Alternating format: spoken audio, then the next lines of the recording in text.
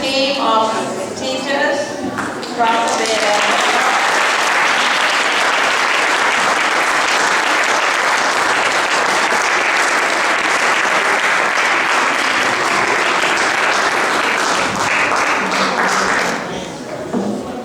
They're multi-task people, not just teachers. Teachers, folks, mothers, friends, they're all in one. Every one of them. So we have been training the mission for years, and it's all going, so he gets going down with love, and he's done this whole thing. This is our 22nd camp, that means 22 years.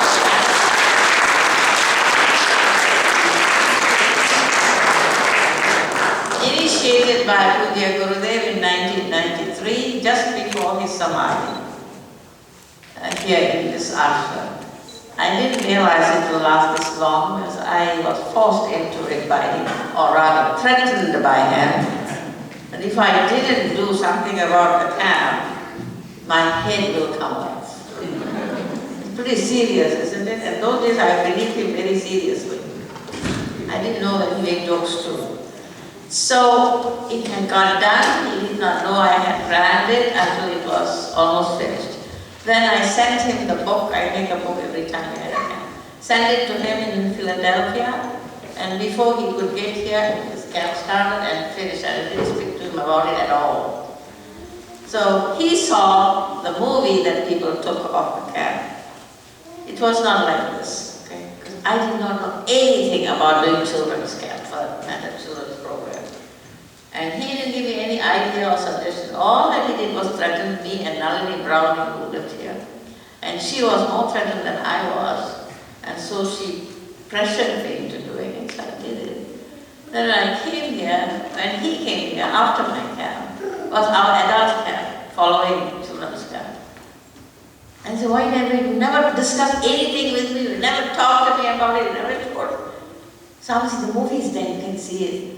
I had no time to call you because you were going so fast around the country. And he loved it. And it was, and now I'm looking back at it, it was not worth its name. I did such a lousy job because I did not know how to do it. Not from his standpoint. From his standpoint, it's a fantastic success. I said, really? I said, oh, it's finished. What finished? He said, the camp is over now. That's what you think. It has not. It just started. It started. Yeah, you're going to do this every year. Who is going to do it every year? You are, you say. Oh dear. Do you know how hard this is? But you did it. That's what man said. You can do this one, you can do the others. Then I say, I have to get out of this somehow. So I asked him, sorry, how long should I do this? Till I tell him to stop. And within a month, he attained Samadhi. Can you beat that? He went to San Diego and did that. I was there too with him. And I'm sitting there, and now what am I going to do? Swami told him, I said, you have no choice, you have to continue doing it. There we are. 22nd time. I'm still going.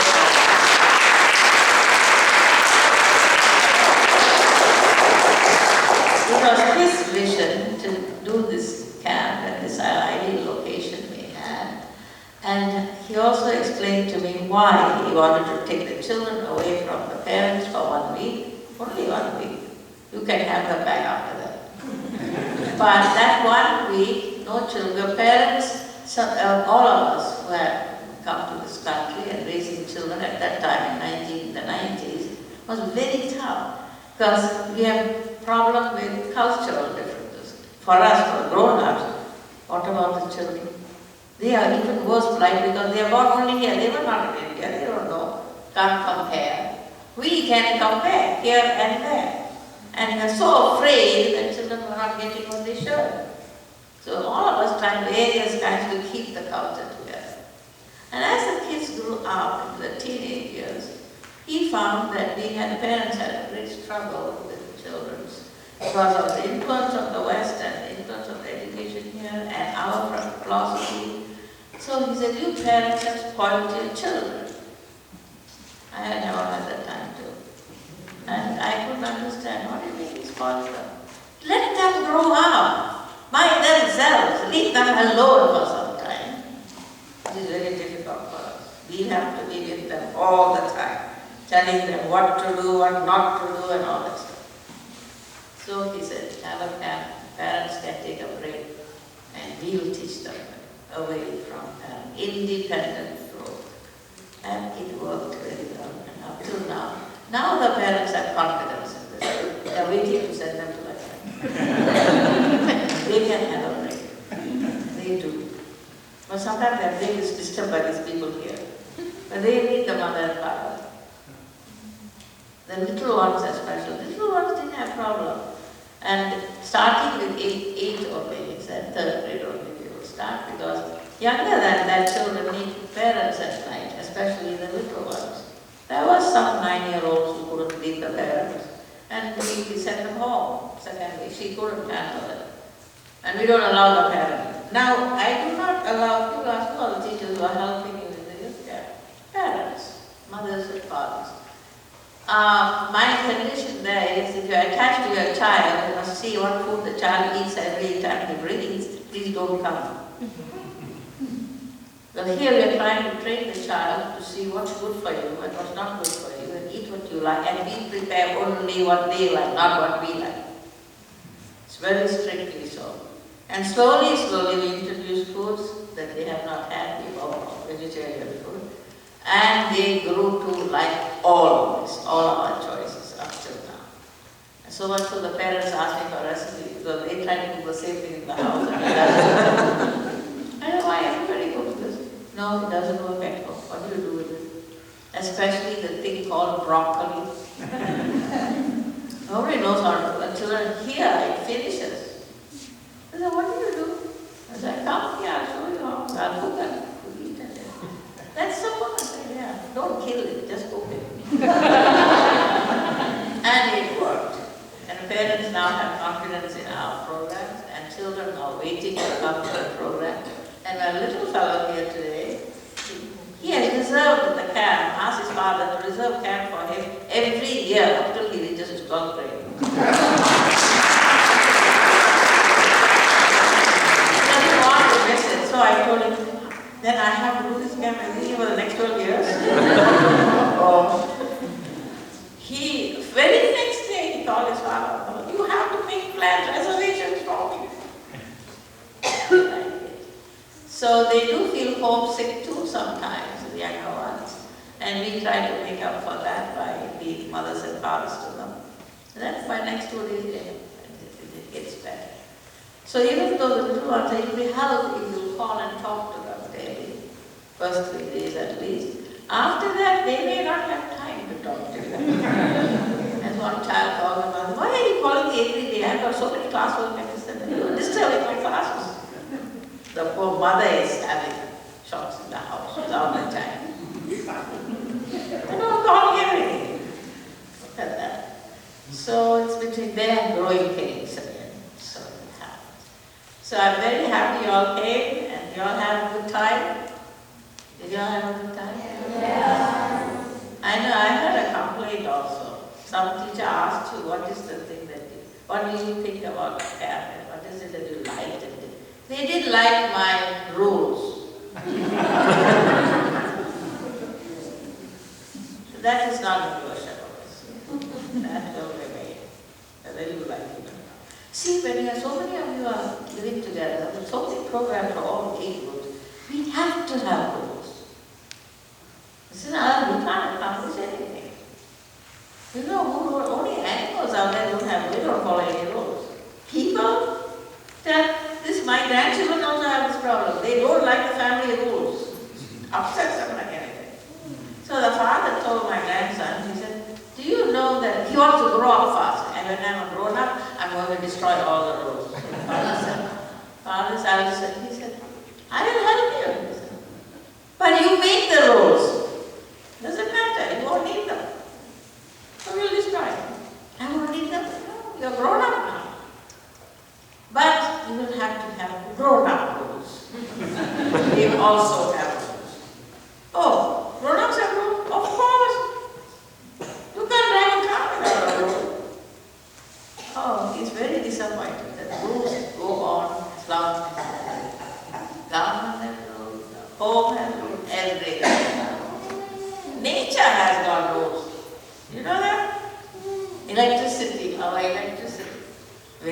strong rule. He doesn't care who it is. You touch me, you'll die. Electricity's rules. You can't say, I am the king, I can touch it, I am the ruler of time. No, it doesn't. So rules are necessary. You can set up your own rules for your own discipline. Now, teachers, I want to thank you all. They worked very, very hard.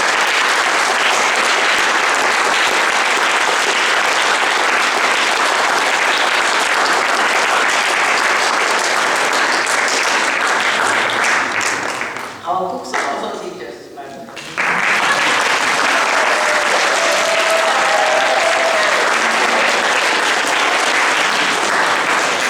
So, all of them are teachers, both men and the women who have helped me with them. They're all teachers of one form or another.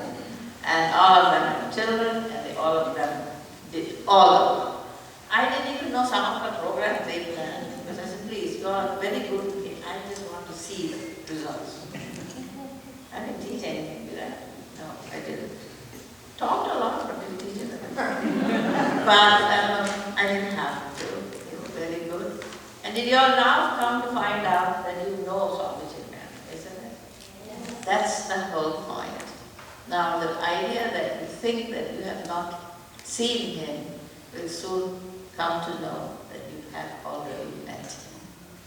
If you didn't have a chance to know him, you will not be here today. Only those who want to know him are here today. Many people make plans and couldn't make it. See? Nothing to do with us. So if those who have this knowledge and want to know him after reading his books and all that, and those stories that are all depicted are very true, and there are individuals who've never seen him in person, including some of the teachers here, she told me her story. And Gurudev appeared to her and said, now you've seen me and you cannot claim that you have not seen me. Like this week. He still comes to see you, even though you have not seen him. So he used to tell us that when he was living with us and teaching. He said, when I leave my physical body, I am more free than I ever will be, because I have no limitation of the body is not there. With the body limitation, his movement was limited. Now he's not. Only you have to invoke, that's all you have to do. And he will come to help you. Same thing with all the masters, all the ancient, Vyasa, Shankara, all of them. As the devotee invokes them, they will come to help you, whatever shape or form you want. And that's the truth. That's the beauty of Hinduism. Others, they say that also, and I don't know, because I don't know the other religions, how they pray or worship. But they have asked, I used to attend the interfaith program sometimes, they want to know Hindus' view of all the other religions. I used to represent them. And there they were surprised to find that I knew a lot about Jesus Christ, and some of them did. Now, how did we know Jesus Christ? Well, I was in a Catholic school for 12 years. They don't teach anything else, just that. And yet his life is really inspired me, and we have no problem with that. Except going into the church for some function, we are not allowed because we are not Catholics. But otherwise, I enjoyed everything that they taught. The nuns were good, or priests were good, everybody was good. And our home didn't have any restrictions. My mother and father were very free with all religions. My mother still goes to Islamic mosque. And women are not supposed to go in there. I'll stand outside. He's also a master. She makes me part of that, so she can go there and pray and come back. So any faith for her is fine. So that's how Hinduism is. So we have no problem. We are trying to teach that to these young people, to respect all faiths, whichever form they are worshipping. The bottom line is the same, to be good, not to be negative about anything. Somehow some of them do not propound that, trying to find fault with one another, and that's their problem. We should not. Because we don't have that in our Hinduism. So why? Nothing is left out in Hinduism. So you must learn how to try to adopt all the good points that people bring Okay, now I want to appreciate my teachers. I have something here, and this is traditional every year. Could you find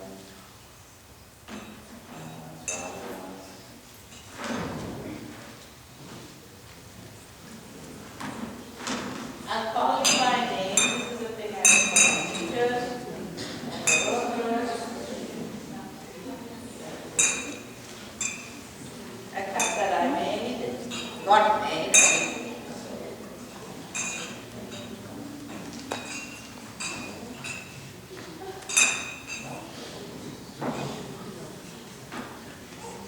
Yeah, it's a cup with a lamp on it.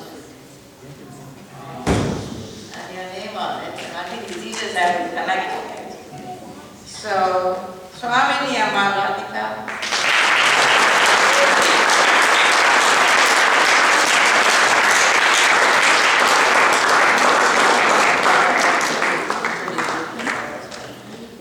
I had met Swamini when he returned back after a short visit. A permanent visit started in 1971 in San Francisco. When he returned, he had a heart attack in 1970. He would come. So 71 he started coming, and then I used to organize his programs in San Francisco at the time because I lived there. 78 she met in one of the states here. Washington. So we were about the same time. Since then, we've known each other since then. She was working as Acharya and Brahmachari and everything. And this last Shivaratri, she was initiated to sannyas by Swami Tirunal.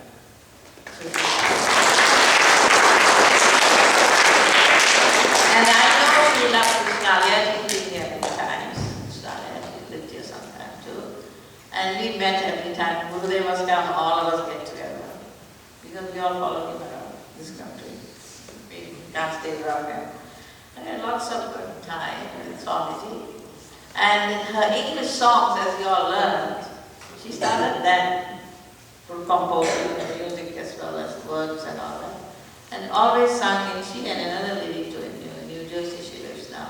Her compositions are also beautiful in English. And so I want to thank you for coming.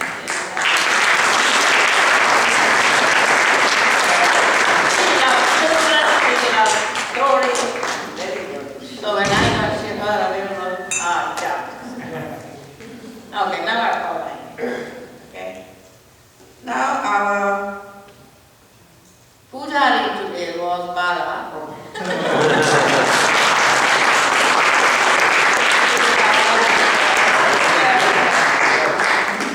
Bala is our mission Pujari. Only Darisharan is our chief.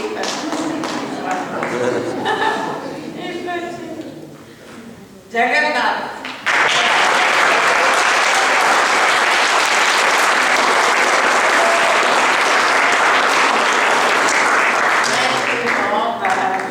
So many years there.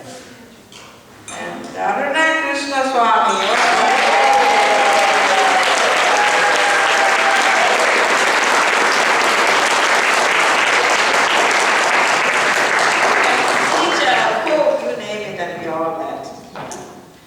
Thank you, Aruna.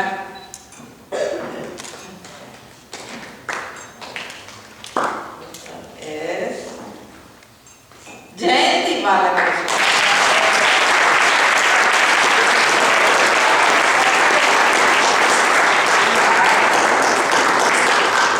And we think it's a lot of work. It is a lot of work. But something you enjoy is not work. Isn't it? I believe in that. If you don't enjoy it, it becomes a chore. But if you enjoy it, does anybody complain about your hobbies? They get tired of doing it, but never unhappy. That's what we're doing. Krishna, ready?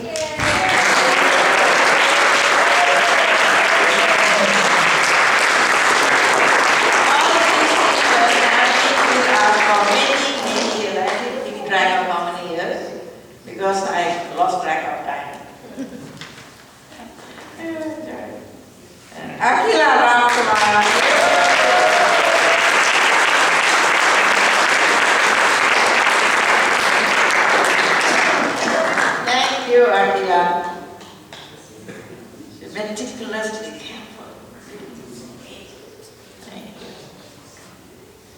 And then we have Shubha.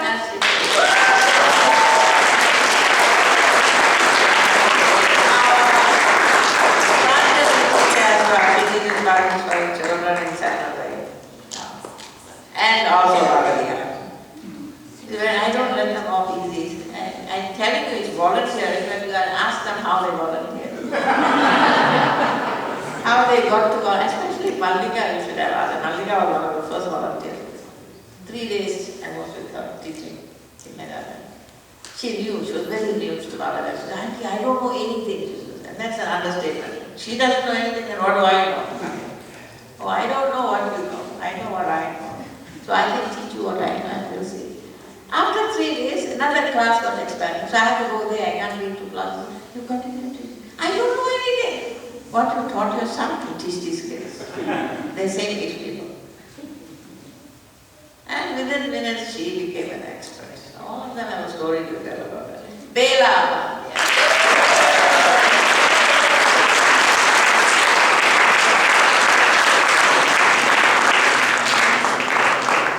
Swami Tejavananda tells people in India all about us. He's our propaganda specialist. Because we have no go all over the place telling them what we are doing, we don't. And when I went to India for some meeting that we had in Bombay, he was bragging about us. And our Swamiji was there also. Why is he talking about us? I don't know, he's bragging how good we are. So, how do you know so much about what we are doing in San Jose? I can hear, I can see. So they all know that we exist here. Deepa.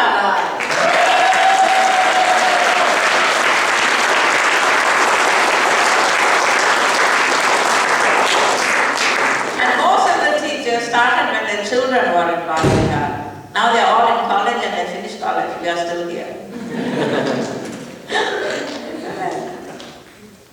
And that's something that Gurudev told others. Every center, he goes to centers around the world every year. And everywhere he went, he found difficulty for Chinmaya mission to retain their Bhagavad teachers. Children, they also leave. See? Accept that. Their children leave, parents. This is the only place where children come